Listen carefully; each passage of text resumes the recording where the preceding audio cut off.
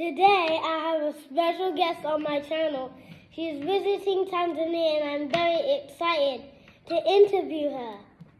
Thank you, Prince. You're welcome. It is so nice being here. You know, I knew that you were a special guy from the time you answered your mom's phone. Whoop. Yeah, and you were so polite and, hello, hold on, this is Brittany. And I was like, wow, this is a really nice guy. What? Yeah, I remember you from the telephone. For real. Oh my God. Yes, I have a good memory. Okay, thank you. Thank you. So tell me, what made you choose Africa? When I was in college, I studied African history and United States history. So I was like, I want to see these places that I'm studying. I want to be able to really see them in the flesh and go there myself. What is up, you guys? I just actually had a really cool first experience. I just got interviewed by my first, I don't want to say child interviewer, but young man YouTuber. Prince, do you want to come say hi to my channel? Okay. This is Prince, you guys. Hey, Baba. Come in. This is Prince, and he is the one who interviewed me. It was a really fun experience, and he honestly was more organized than I am during my interviews, which is very funny. So he came with his question cards. I'm gonna put the link to his video in this video as well so that you guys can watch him interview me after you finish watching this, obviously. Thank you. Do you want to say hello? Hello. Tell them a little bit about yourself. So, my name is Prince. I'm a child author and illustrator. I also have a YouTube channel called Prince's Palace. I just interviewed Miss Brittany. Yes. I'm 6 years old and I live in Tanzania, which is where we currently are, Seafield Villas. I love it. So we're not going to give them too much tea because they need to go to your channel to figure out what you've got going on, right? So you guys go support Prince. And I'm going to have fun with his mom while he goes and plays. He actually is selling seashells right now as well. I gave his for free too. Aw, thank you. I'll do a sponsored ad. Since you're very, very kind. Thank you, you guys, please. Look out, we're gonna look out for his seashell business, you guys. So he literally just started yesterday. A busy man. It opens tomorrow. It opens tomorrow. So please tell us who you are. Hi guys, so my name is Esther. I am Prince's mum. I'm a homeschooling mum and YouTuber and entrepreneur. Wow. Okay, Yeah. So you are Nigerian. I am, yes. But you told me so you have a British accent. I do. But you came from Atlanta. So when I hit her up, I was like 6, 7, 8. Yeah. Because that's an Atlanta area code. Yeah. How did you get to the States? Were you born in the States? Break it kind of down for us. Okay, so yes, I am Nigerian. I was actually born there. I was born in Nigeria. I'm first generation British. So my family moved from, my mom and my dad moved from Nigeria when I was very, very young to the United Kingdom. And so I was raised in London and in the West Midlands in the UK. And then later on in life, I married an American from Atlanta, which is how I found myself in Atlanta. How did you meet him? Yeah, it's a long story. People always say that. People How'd you always ask guys me that. meet? Yes, that's always the Girl, they're trying to get on. They want to know how they can find their man. So I studied law. And while I was in the UK, while I was doing my law degree. That's tough. It was. I heard that it is not easy to get into law school in the UK. It's one of the toughest, which is why I had looked to transitioning to the US because the ghetto girl. It was very, very hard. So while I was doing my internship in the States, I was actually in Texas Sorry, Prince. We're doing an interview right now, please. So you're going to have to do that in your room or just sit quietly and read, please, down here. Prince, okay? Thank you. Sorry about that. No, we keep it real. This is a safe space for all. So, yeah, because I kept getting sidetracked. My son's over there jumping around. Anyway, so while I was doing my internship, it was actually in Texas. I went over there with my best friend who met this guy, and turns out his best friend. Well, she met this guy. Okay. And they started talking, and a few years down the line, the guy basically introduced me to who is now my husband. So, are they still together? It's a long story. They're not together anymore. Oh my God, so that's the same story as my best friend. Oh, really? So me and my baby daddy, my son's dad is from Sierra Leone. Oh, okay. So his best friend I introduced to my best friend at our baby shower. Right. So my son is now like 9, and they've been together this whole 9 years. Wow. But me and him broke up after like 1 year, girl. But sometimes you know your friends know what you need. Yeah. You know, they can see. So he was looking at you well, actually, it was he's the one that connected us. So it wasn't my friend. He's the one. Well, he's kind of your friend if he's your friend. True. You know what I'm saying? He's around you, a friend. So he could be like, oh, I know that he would like her. Yes, they would like each other. True. Okay, love connector. Thanks. So, shout out to that's him. How that happened. Yeah. So you come here. You're in Texas. No, Atlanta. Yeah. Okay, sorry, your friend was Texas from Texas. only came because that's where I did my internship. And okay. I met. What was your first impression of Atlanta? Because that is a hell of a city to start off with in the United States. Well, I would say, and I'm sure for many Brits, you know, we see it on TV and we hear all the amazing hip-hop artists come out of there. And so I was excited to be in a place like Atlanta. It's like where Black success is concentrated. Black excellence. Black excellence. Yeah. So I was excited to be able to be there. Yeah. And was it giving what you thought it was gonna give? I would say in some ways, yes. Like what? The success. Okay. So I can very, very clearly see that when I compare that to Black success in the UK. Yeah.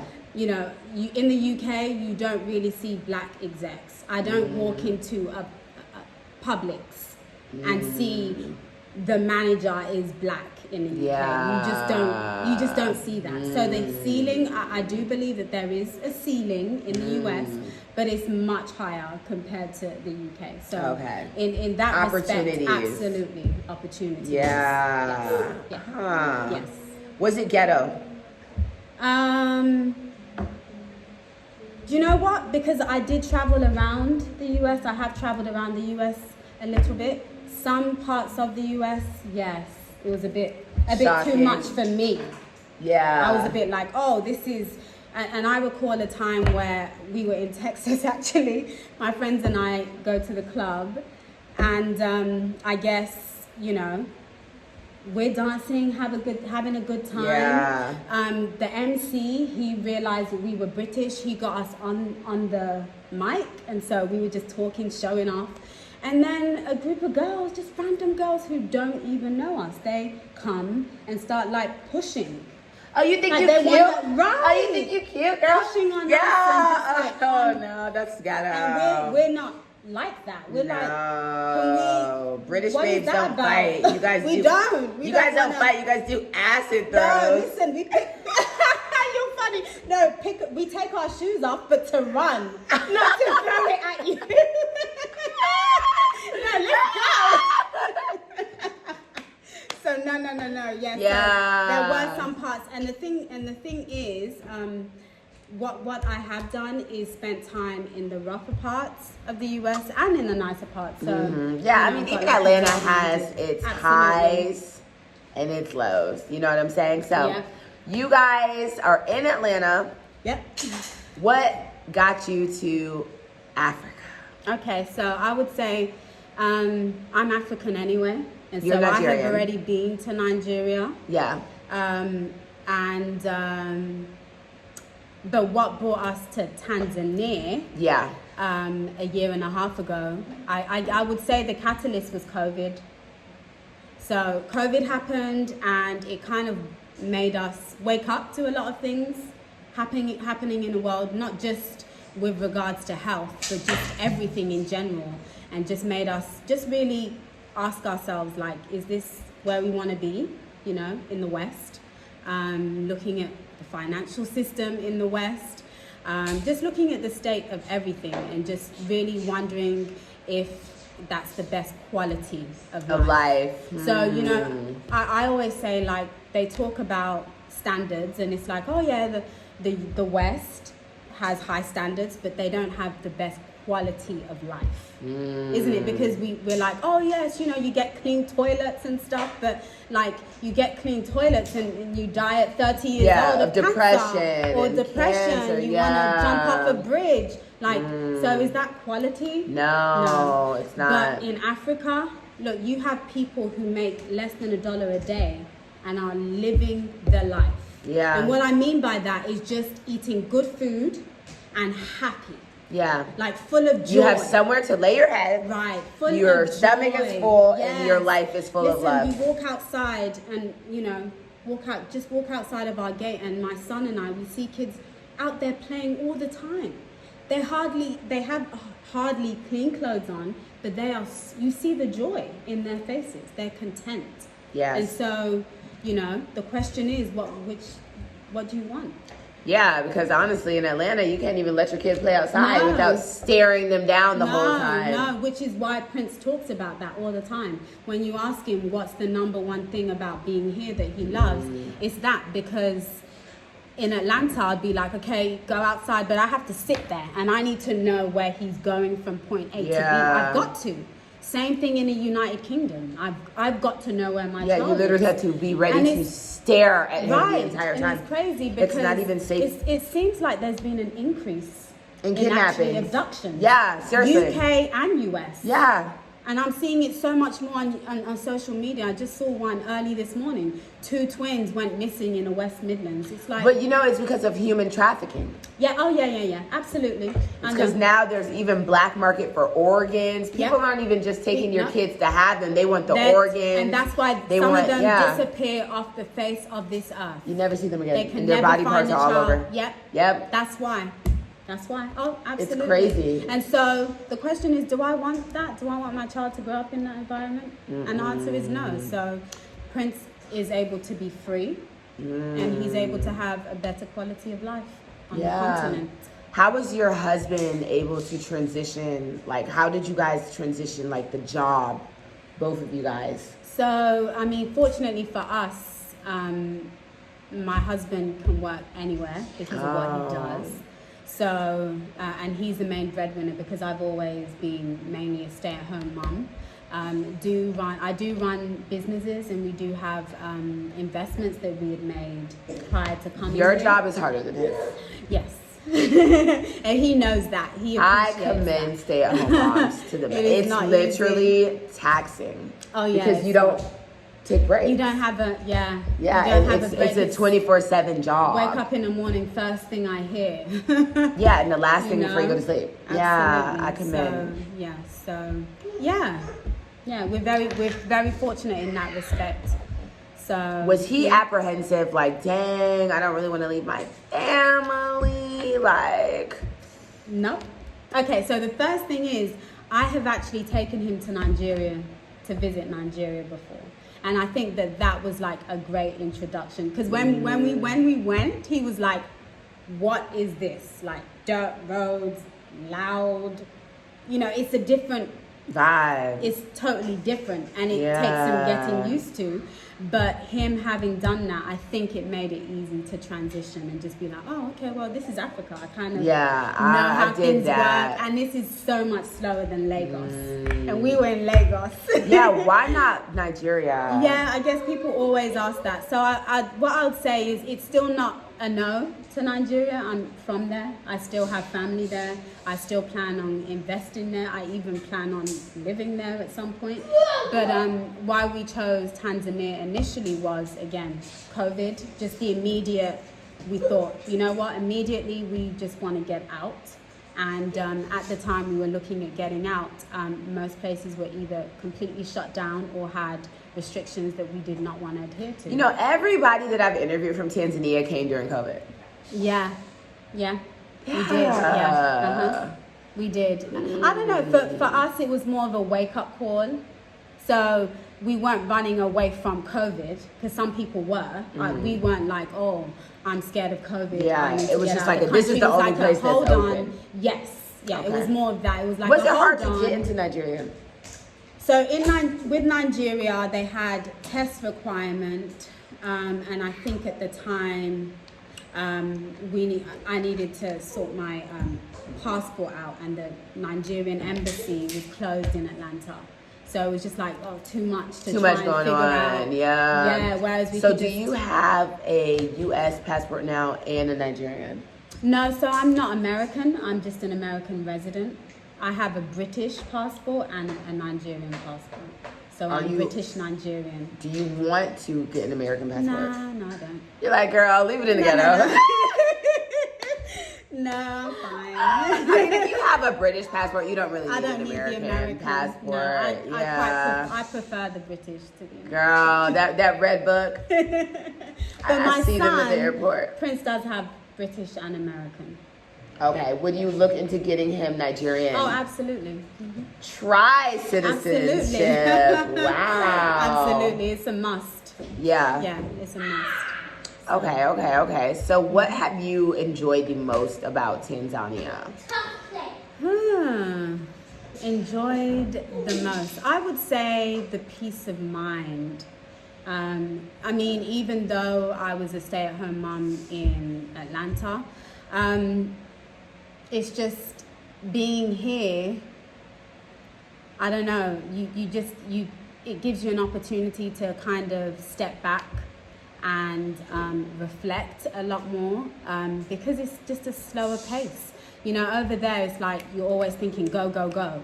Even though I wasn't working, I'm always thinking, okay, what next, and how do I keep up with everything? Whereas over here I can just kind of, okay, there's a rhythm, you know, but it's slower pace, and I think that's what I enjoy the most, because again, it gives me better sleep. I have a better quality of life. I get to enjoy my family and take it in. Do people come visit you? Yeah, so last year I had my in-laws come, which was super fun.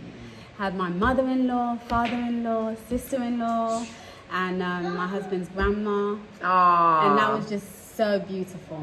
They came here? Yeah, they came here. And I know they're probably like, dang, that's nice. Wow, they weren't expecting Of course this. they don't. Yeah, they're like, girl. Yeah, because at first, you know how it is. At first it's like, Africa? What's Africa? Oh, you know? Lord. But that's because of the perception. Yeah. You know, so it's not, you know, I don't blame anyone for feeling that way. But I was very proud, as my husband was, to be able to bring them here and show them that this is what we have. It's not just mud huts and kids with bees running around all over their faces. So, yes. And then, literally just 3 weeks ago, my family came. So my mom... From Nigeria? No, so my mom came from the UK. From the UK, okay. From the UK. My mom and 3 of my siblings. So we had them here, and they had the best time. They had such a great time. And for my mom, you know, she was just like, wow, it kind of just reminds me of being in Nigeria. They're all the same. Yeah, it's Africa. They just look different and taste different. Yeah, but we're all the same. Yeah. What was it like growing up in the UK as a Nigerian? So, you know what? That's a really, really good question, because it's something that I've thought about recently in the last few months, because I've seen a change. Because I believe if you ask me this, you asking me this now, you know, and you asking somebody who is 18 years old now, our answers will probably be different. Because when I was growing up, it wasn't cool to be Nigerian. You kind of had to hide it. And I'm sure there are lots of British Africans who can relate to this. You didn't want anyone to know you were African, because we would get teased a lot. It would be like, oh, you're African. Oh, you eat with your hands. And, you know, and so you kind of wanted to hide it. And most people wanted to be Jamaican or Caribbean. That's how it was. But now, Nigeria is trending. Oh my God, I want a Nigerian man. Right. Put jollof rice. Oh my God, where's the suya? Right. Yeah, girl, everybody wants a Nigerian man. There we go. Everybody. Yeah, so now they're trending. Nigeria's trending, specifically Nigeria, but Africa is a continent now. Yeah. It's like, oh, you're African. How cool. Before, it was like a taboo. It wasn't a cool thing, you know. So growing up, something I had to hide. But amongst white British people, no, it didn't even have to be even amongst the blacks, who were mainly Caribbean. In fact, and I recall, I was mainly made fun of by Jamaicans. Wow. Yep, Jamaicans. So, sure. Yeah, it was mainly my own people. So, I mean, you know. Not all skin folk is kin folk. Yep. That's absolutely. trifling. Yeah. And you know, Jamaicans and Africans are so similar. So similar. And I think maybe as time has gone on and Nigeria has been exposed a lot more, I think Jamaicans are seeing that. So maybe it was ignorance. Because really Nigeria is light years ahead. Yeah, absolutely. Of Jamaica. Yeah. Absolutely. Yeah. Would you ever move back to Britain? Permanently, I don't think so. I would say, because I recently went back, I would say it is very dear to my heart. I don't know if it's just because my family's still there, my friends are there, but I went back, you know, with no expectations, just to see my family, and I left there like, I miss it. Yes. London doesn't give for me. Well, fortunately, we moved out of London, so it's different for sure. It's different for sure. It's not my thing. I've been twice to London, and both times just were not giving. No, it's not my thing. I mean, I did, when I took Prince, I did the tourist thing with him, but that's about as far as it will get for me. So what made you start YouTube? Do you know what? The very, very first thing that made me start it was when I was homeschooling Prince. My in-laws were like, wow, you're so good at this. You need to record it, like record his success. It's amazing. He can read before he's 3. He knew his alphabet, 18 months old. So all those things, they were like, you need to record it. And I was like, oh, I'm shy. I don't want to be in front of the camera. But I did little bits. And so I thought, okay, well, he can read. So maybe I'll just get him to read and inspire other kids. And so we did a little bit of that, and then not long after we kind of moved here, and I thought, okay, well, we can incorporate the fact that we've moved to the continent and share that, and I'm gonna have to get in front of the camera as well. What made you want to like homeschool him versus putting him in public schools? Do you know what the thing is? It's funny because I kind of just fell into it, because I see it, even if my child was in school, his education is my responsibility, period. Because, parents, listen up. I'm a teacher. Oh, you are? Yeah. Right. Oh. Like, it's my responsibility, period. Some parents just think like you're the... Give the child to you and you give it back to me, like, as a genius. Right. Yeah, come on, dude. And it should be teamwork. It's a holistic. Absolutely. So for me, I kind of just fell into it, because when I have a baby, I was like, okay, well, let me start teaching him the alphabet.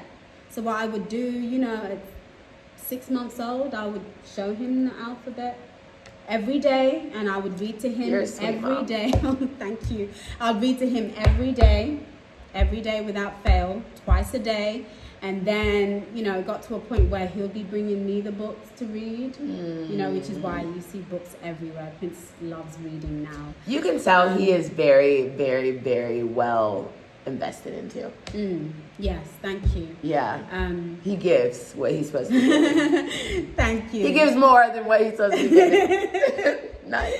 He's you. very confident, and that's one thing you, as an educator, I can tell what type of parents are instilling confidence in their kids, because you could have kids who are smart but they're not confident, maybe because their parents are like beating them down or like critiquing them, like they just don't have that, and he is very confident, so you can tell he's like loved and encouraged. Yeah. Sometimes I wonder if I do it a bit too much, because I'll be like, Prince, you're so handsome, you're so intelligent. It's not. And I tell him so much, but then sometimes he's like, so if you give him a compliment and you say, oh, Prince, you look good today, he'll say, oh yeah, and I'm smart too. And I'm like, oh my days, can I just say thank you? You would rather that though. You would rather that. Yeah, I would rather that. Trust I would me, rather that. You would. So I appreciate that comment. But yeah, so I kind of just fell into it because I started teaching him. And so when I realized that even at 18 months, he could identify his colors, his shapes, his alphabets, his numbers, I was like, well, let me move on to the next thing. And that's how it kind of just progressed. Have you thought about like group schooling? So like you homeschooling others? I have been asked a lot. In fact, less than a week ago, a Tanzanian lady who does my eyebrows came to my house, and she was like, you know, she has a third grader who can't read. So she was like, what can she do? You know, and would I be willing to start, like, can I start a school or something, teach people how to read? And I think the thing is, I would be open to it, but I don't think it's something I'm passionate about. And what I mean by that is I can do it with my own child. You do it because you love Prince. Yeah, and that comes, and in a sense, it comes naturally. Yeah. Like, it does like take work nurturing. and discipline, yes. Yeah. But I don't really see it as like a career. I love teaching. Oh, I love, yes. Yeah, otherwise, you just I love would your have been son. a teacher. Yes. Yeah. I get what you're saying. So I'm open to maybe in the future, like putting something together that people could purchase. But for curriculum. Now, but for now, I'm just like, oh, and I don't mind giving people tips as well. Would you ever let him go to a government school here in Tanzania? To try it out.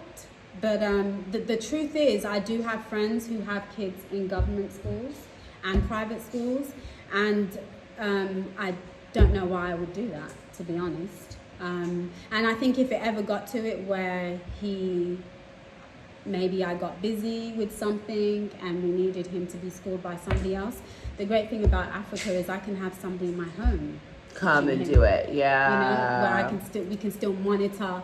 Now that, you know, we've gone 6 years where I've been played a major role, I'm not just going to be like completely taken out. Yeah. And so for me, do you think it would be a shock for him?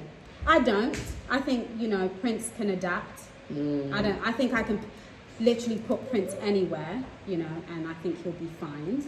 I think my biggest thing is, you know, currently he's almost 3 years ahead academically. I don't want him to be in a situation where he's having to just sit around. Be bored. Whilst everybody's got to catch up to him and, you know, be delayed. Unstimulated. No, it's just like yes, exactly. Have you wanted to put him into like one of the fancy international schools, like IST or like? I've heard about them. I mean, I've inquired, but we haven't particularly been moved to. No. I personally don't think they're worth the money. Yeah, and I mean that's the other thing, because I do have friends again with kids in these top schools, and they're like, oh well, after they haven't seen the progress as well as they would have liked, and the question is it value for money? So Prince, sorry, I know you want to play chess, but you don't. Can you not do it right here, please? Okay. Because that's going to make a lot of noise. No, I'm just gonna set the pieces up and then start moving. So do you mind doing it over there, please? Or with your dad? Setting the pieces up? Yes, please, because it's making a lot of noise. Okay. Thank you. Sorry, or why don't you go hang out, take care of your dad? He's probably lonely. He's not well. He's just on his phone, lazing around. Yeah, because he's not feeling well. So why don't you just go take care of him? But I don't know how to play Okay, chess, fine. Prince. But you do. Do you ever get Neither do lonely? Here, I do. To be honest, I do. Because so I do have friends here, and I can say I have a lot of friends here. I actually know more people here than I knew when I was living in Atlanta. But it's missing family and friends, you know, and the people that you're used to. So it's loneliness in that way. Because still, even though I have friends here, there's only so far that friendship goes. I can't just completely, even if I've known somebody for a year and a half, I'm not gonna just pour my, innermost thoughts out to them, you know. So it still gets lonely in that way. Yeah. What do you do to kind of like rectify that, or like kind of self-care for yourself? Because I know that you do a lot for friends. You're a wife, you're a mom. Do you know what? So one of the things that I enjoy doing is date nights with my husband, because we have a lot of fun. So something that we recently started doing is just every week we do something. So going for just having a dada here, take care of Prince, and I can just go out and do whatever, whether Live it's it up, me and him have go fun. out, or I might go for a massage. I get my nails done now regularly. I get pedicures, and so that's kind of me time. Yeah. You know, I don't have to be a mom. I can take care of myself. So I think those are the things I do really, you know, just pampering myself. That's what I enjoy doing. What else? Do you plan on having a Tanzanian baby?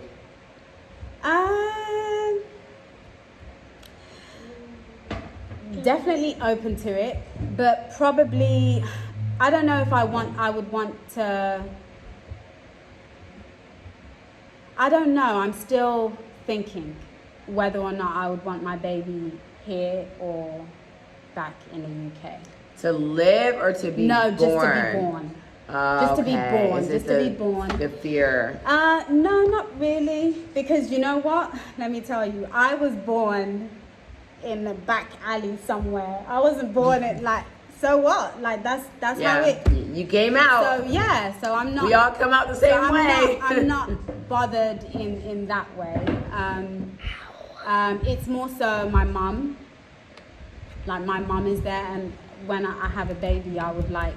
That you know, support. culturally, you know, there's certain things that my mum did that when I first had Prince that was just invaluable, and I really appreciate. Like what? That she was there. Just to be able to like tell me how things work, support me, you know, right there when I need anything. And also culturally, after you've had a baby, there's certain like self-care that's done, and it's usually the women in the family come together and kind of do it, you know. And if I'm here, I don't really have that. So that type of self-care where they come and like pat your body down, and, with hot water, and make sure you get it done every day to take care of yourself.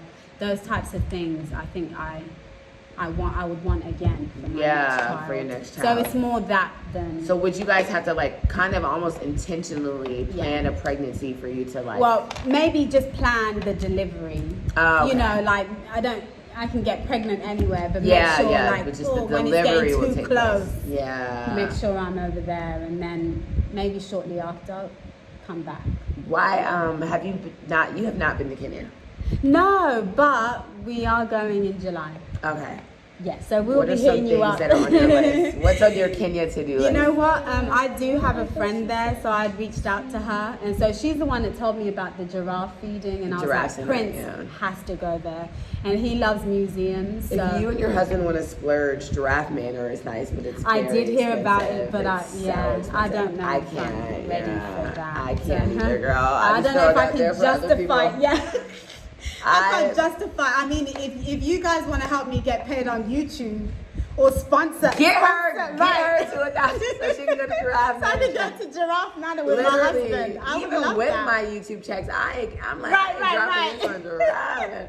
It's the same giraffes. Right. It's literally They the just come on same now. giraffe. Yeah, they It's just like they walk back and excessive. forth. Yeah. It's the come same on giraffes now. as giraffes. Yeah. So for me, unless I have some sort of investment that's bringing me in millions, for now, there's nothing justifying that type of splurge personally. Yeah. Yeah. So, no. What advice would you give to families looking to move abroad, especially to like African countries? Are you just thinking of these from the top of your head? Yeah. Oh, that's nice. You're good. You're good. So I would say plan for sure. Because there are families that I have known that have come here, thought that things would be a certain way and have unfortunately had to go back. So make sure you do thorough research, not just listen to a few YouTubers, like ask questions, maybe get some consultations from people who are actually on the ground. Finances is major. It's probably it's the number one thing. Like, make sure that you have a way of making money. So I think that so plan and make sure you get your finances in order. Otherwise, I don't know if you're going to be able to survive for very long here. Yeah. You gotta, I feel like everyone has to, you cannot come here looking for a job. Oh yes, yeah. I don't And that's know why what I tell anybody- people. Yeah, but also Africans, when I think about Nigeria, like most people, when they leave school, they're looking at a trade. They're trying to hurry up and get a business and start selling something. And so we, as foreigners, we can't come in trying to take their jobs. On top of that. On top of that, there's already a struggle. And so what we need to do is bring our training, our expertise, our education, bring that here and come and do something, Yeah, what are some business ideas that you kind of see that could work for people, or like just based off, like if you had to open some businesses? So the number one thing for me is agriculture. Because I feel like, Africa is going to be feeding the world, and it doesn't get better than African soil, to be honest. A lot of the Western foods right now have been corrupt by GMO and all sorts of stuff. So I would say getting into agriculture. It could be as basic as purchasing bulk to sell to, whether it's pharmaceuticals looking for specific things, or restaurants, in the West, because I understand that when you come here, we're used to a certain standard of living, aren't we? So, coming here and trying to sell within the continent, it might not pay as well, but since you have those international ties, look at getting something here that you can purchase for very cheap and selling it Avocados. abroad. Avocados. How expensive grains. avocados are in the States is crazy. It's crazy. Grains, nuts, Yeah. things like cashew nuts. And actually, I did do a video on business ideas because I went to the Tanzania Investment Center. So I did do a video on that as well, if you guys want to check it out on our channel. But yeah, agriculture. And then the other thing is housing. If you have the money, just being able to build, because it's so hard here to find just basic amenities. So sometimes if you're able to build just a very simple, This is a and very clean, modern house. Thank you. Yeah. If you're able to come here and build something small and clean, the Airbnb business, the buying and selling, purchasing land. So, real estate. The real estate area, I think, is a good one as well. And education is also big. And I think because if you can come here, a lot of Africans, they look at us and they just automatically, because your English is so good, they just assume that You know everything. Yeah, you know everything, and you're automatically qualified to educate their child just because you speak English. That's what somebody told me, because I'm looking for a job. They're like, girl, you better start English lessons. Like, period. hello. Yes, period. And they will. I don't really know who to market it. Like, how do I market it to people? For me, I would say you would want the middle class. You would want the middle class. How do I reach them? That's my problem. I guess there are different ways that you could go about it. You could partner with schools.